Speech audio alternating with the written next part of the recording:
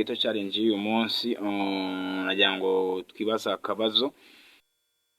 Hari nk'abakobwa muvugana akakubwira ngo njyewe buriya ntabwo ngiye ngo naza ngo muri ghetto, ubuse ngo nje muri ghetto ngo ugahita undya. Ni ukuvuga ngo ugasanga hakaba n'undi noneho we muri ghetto ahafata nyine ahafata nk'iwabo bro, ahafata nyine nk'ahantu hasanzwe wumva nta n'ikibazo cyaho na gito. Twibaza ngo ese abo bantu uko ari babiri, umwe ahafata nk'ahantu hatarenze nyine hasanzwe, undi we yishyizemo ko ari ahantu nyine habera ibyaha, habera nyine ibintu bitari byiza, muri make nyine ibintu nyine ahubwo nyine ibintu byo ku mani byo gusambana, tureka tuvuge gutyo tu. Ni ukumva nyine umubebi ntabwo abyumva ngo ngiye buriya ngo ntabwo naza ngo muri ghetto ngo ukeka ngo niba ushaka kuza kunsura ngo uzansange home ngo ghetto. Ese wowe byumva ute? Ghetto, ikibazo ni ghetto cyangwa ikibazo ni uri muri ghetto? Think twice. Icyo kintu ndashaka nawe wowe udukurikiye umfashe kubyumva cyane. Ikibazo ni ghetto cyangwa ni uri muri ghetto? Uburyo umuntu akubwira ngo ngiye ntabwo naza ngo muri ghetto mani, ngo ngiye wumva mubwire ngo niba ushaka kuza kunsura mani, ugasanga wenda ni na sheri wawe mufite nyine uburyo muhuza imikoranire n'iki, ariko ugasanga ngo ntabwo yaza ngo muri ghetto ngo utazamurongora. avuga ati ese iyo myumvire mwebwe mwumva ikwiriye cyangwa? Erega numva ngo ngiye uko mbyumva mbona umva ghetto ari inzu nk'izindi. Nk'uko waza muri ghetto nje nka kurya tu, wumve ko ari na kwa kundi wanansanga mu nzu nini, mu nzu itari ghetto nabwo nkakurongora. Wenda ufite kutabyumva neza, ariko ngiye mba numva nyine nkanje ide yanjye cyangwa se igitekerezo cyanjye kuri iyo ngingo, mba numva ngiye kuba mu baby ngo ntabwo kaza muri ghetto, nkumva undi ngo yaza mani, n'ahantu hose barakurongorera. Ntabwo tuzi se mani baryanira mu ishyamba se? Use nk'abantu baryanira mu ishyamba babonye ghetto ntabwo bagenda bagataha bikurikirana meni? Njye niko mba mbyumva, ariko ubwo wenda namwe muratanga amayide yanyu muri comment kabisa, muri comment. Rero ntabwo nifuje kuvuga byinshi cyane muri ghetto challenge y'uyu munsi, ahubwo hari n'ubundi zisaga tumenyereye za Sabe na Ngwino Ndebe, ibintu nk'ibyo. Ku mugoroba washize nibwo Yago Pondati yarekuye ikiganiro kabisa kuri channel ye Yago TV show. Agira icyo avuga ku nshuro ya mbere, yavuze ko agiye kuvugana no birambuye, akavuga neza kuri Sabe.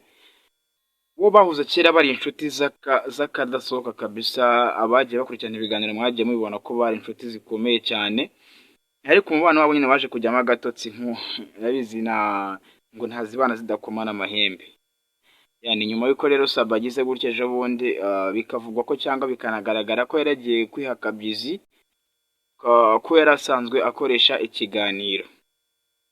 Rero nkanje mba nagiye ncisha amaso mu biganiro bigiye bitandukanye, akenshi nibanda ku ma comment abantu bagiye bandika. Nibwo naje kugwa ku musore yanditse ngo hari ikiganiro Sabe yakoze we na Ngwino Ndebe, amubwira ngo sinzi ikintu Ngwino yakoze, ubundi Sabe aramubwira ngo namuhembe.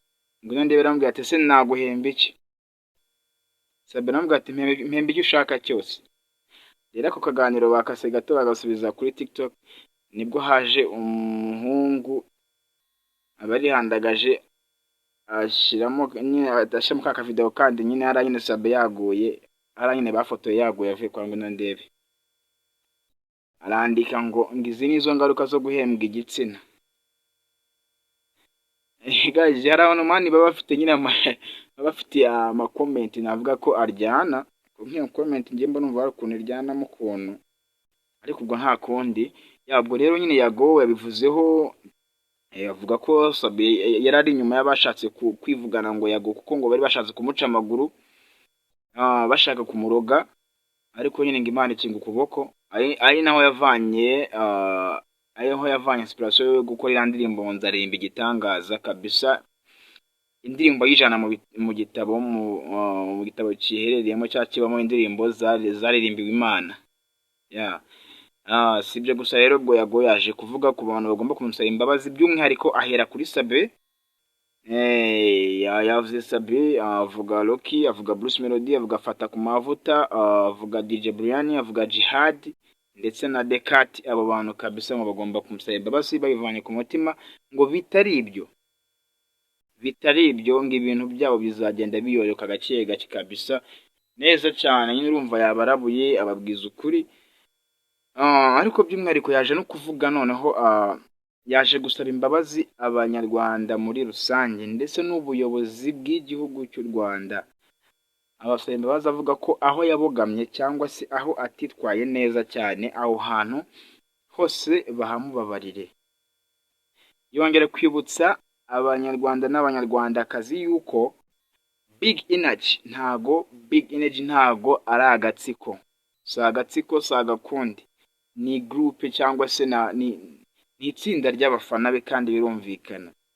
Nakunze cyane ejo bundi aho yarimo atanga ingero, aravuga ngo ngese kuba njye mfite abafana banje nkaba narabashije kuba nabita izina riri mu ndimi z'amahanga, ati nk'abafite abafana b'ibitangaza, ibisumizi, abo ngabo bo kuki mutavuga ariko njye abanjye mukaba mwumva ko ari agatsiko? Iyo ngingo njye numvise ikora cyane kabisa. Ni ikiganiro nyine yaje kwibanda ku bintu byinshi cyane bigiye bitandukanye, ariko icyo nakubwira cyo yibanzeho ni ugusaba imbabazi, gusobanura ko Big Energy atari agatsiko, ndetse no kongera kuvuga kuri Sabe birambuye, avuga rwose yuko we Yago nta katagize ngo babane neza, ariko Sabe ntiyabigendamo neza. Kandi yongera kuvuga abantu benshi Sabe yagiye ahemukira benshi kabisa, kuko ngo umunsi nabo baje ngo bizagaragara, noneho ngo tuzabona byinshi cyane tutadusanzwe tuzi. Ubwo numva ni ibintu byinshi cyane bigiye bitandukanye kabisa yagendaga avugaho. Ubwo mbashije nyine kugucira ku mayange wowe utabashije kureba kino kiganiro cyose cya Yago Pondati. Nizo ngingo yagiye avuga kabisa, abwira Sabe ati nk'umunsi Safi yaje akavuga ati umunsi ni editor wa mugore wa Safi, ntabwo nibuka izina rye ukuntu yitwa neza. Ni benshi cyane ba Knowless ba Clement ngo umunsi baje bakavuga rwose ngo Sabe ngazagwa mu kantu.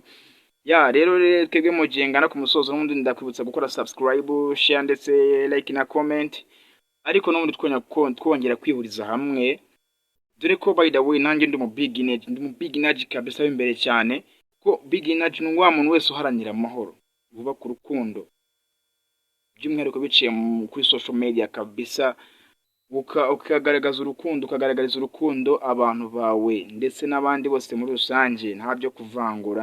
Uwo ni Big Energy dukeneye. Nanjye by'umwihariko ndi mu Big Energy w'imbere cyane, nifuza ko mwese mwaba aba Big Energy, abantu bose batagira ishyari kabisa na Big Energy cyane. Rero ubwo nanjye ndabakunda cyane kabisa, mwebwe mukomeje kubana natwe. Ikiganiro cyacu nakagaruka n'ubundi ni buri munsi twauploadinga tubaterekeraho inkuru zigiye zitandukanye. Uyu munsi nsoreza ahangaha, ndabakunda cyane.